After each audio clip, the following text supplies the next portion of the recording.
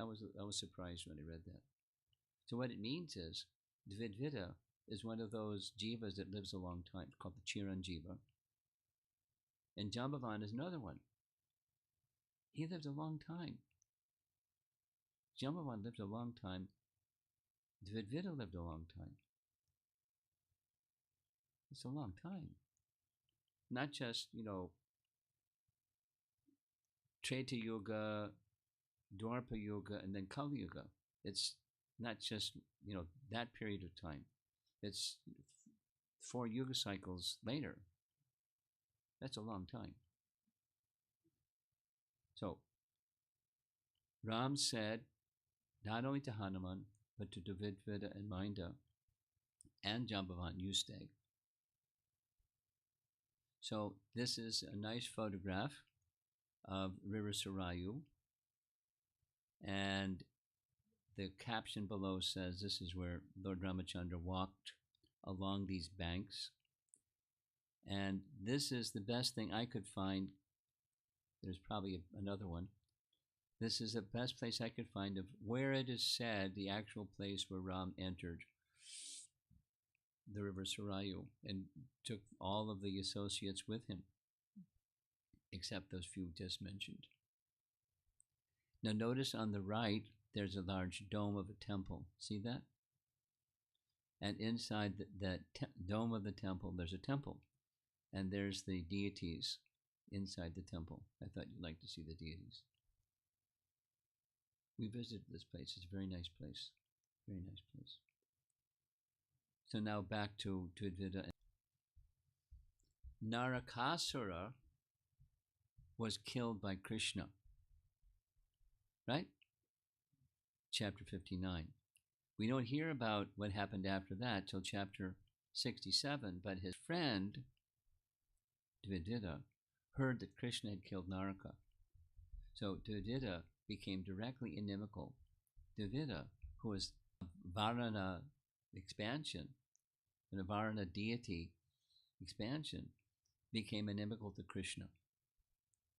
He decided he wanted to destroy Krishna's kingdom and destroy Krishna. So he went to the area not far from Dwarka, outside of Dwarka. What's the name of that area? Anarta. Like what? Having to do with the area that's, not, making offense. That wasn't her duty.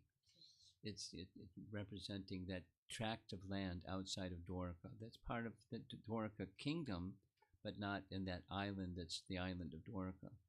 It's near the sea. So he went there and he wanted to destroy everything, ravage the land, set fires to cities, villages, mines, etc., etc. Dvivida tore up a number of mountains and used them to devastate all the neighboring kingdoms, especially the province, there it is, Anarta, wherein dwelt his friend's killer, Lord Hari. So now this is Dvivida becoming an enemy by the association with Naraka. Another time he entered the ocean, and he's strong. With the strength of 10,000 elephants, he churned up the water, and everything became flooded. Revenge. He killed Naraka, my buddy.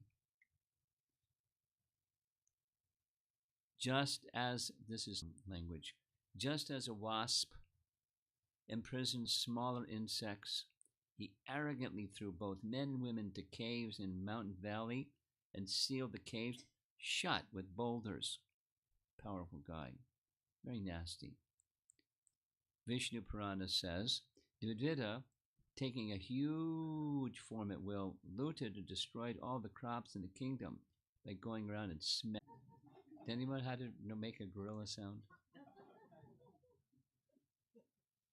We get it, a drama and get somebody to make a gorilla sound.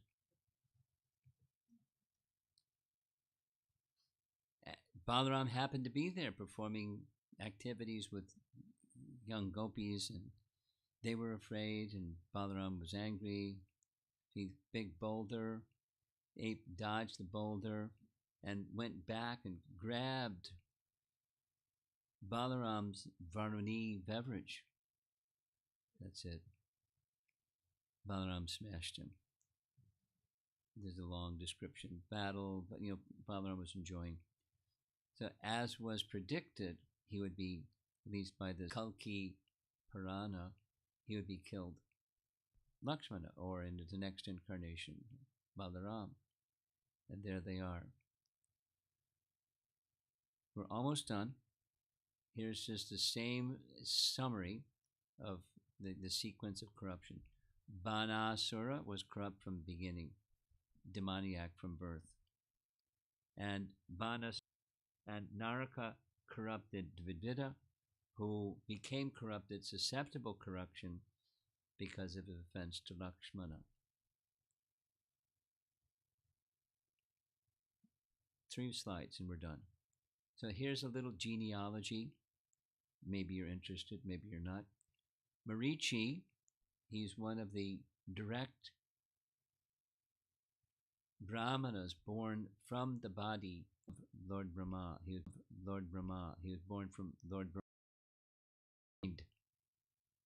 And one of Marichi's sons was Kashyapa. Kashyapa married 13 of Prajapati Daksha's daughters, and Kashyapa was present at the birth of Arjuna. One of those wives was Diti. From Kashyapa and Diti came Hiranyakashipu. Hiranyakashipu had 4 sons, one of which was Prahlad. Here's from Bhakti Sandarbha. Listen to this. Prahlad was born of Hiranyakashipu during the Chakshusha Manvantar. That's the previous Manu. Before Vaivasvata Manu, Chakshusha Manu. So it's a long time ago. And the son of Prahlad was Virochana.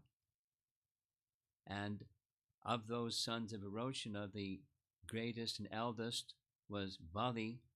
Bali had 100 sons, of whom Bana was the eldest. This is just genealogy. And in this Manvantar, the Supreme Personality of Godhead appeared as the youngest of all the Adityas, Vamana. His father was Kashyapa. His mother was Aditi. So this is just Bali and Bali's son Bana. And, Bana was a bad guy. And the bad guy corrupted Naraka, and Naraka corrupted Dvivida. From 6th canto Bhagavatam, Prahlad had one son, Virochana, whose wife gave birth to Bali Maharaj. Bali Maharaj begot 100 sons in the womb of Ashana. Bana was the eldest. Battle between the demons and demigods during Satya Yuga, previous Yuga. The sun god fought with the 100 sons of Maharaj Bali, headed by Bana, of course. Many of the demigods also fought. Even now, Bali Maharaj, he's another Chiranjiva. Where's Bali Maharaj now? He's presently. So Dvivida, Bali, and Bana are Chiranjivas. Bana was corrupted. Dvivida was corrupted, but Bali and Chiranjiva was not. So now,